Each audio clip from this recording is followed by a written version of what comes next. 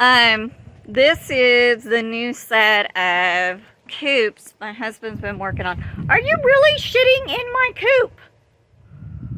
Okay, I might cut that out, but I might not.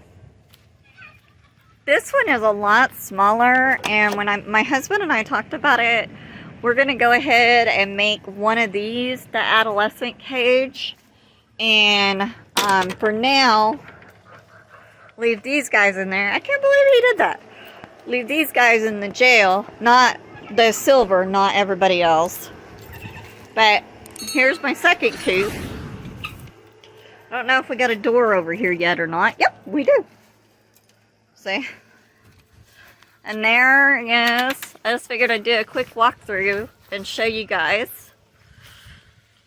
So that's the saloon. It's almost done. My husband's working on the wire right now. Then we gotta have wire between the two. So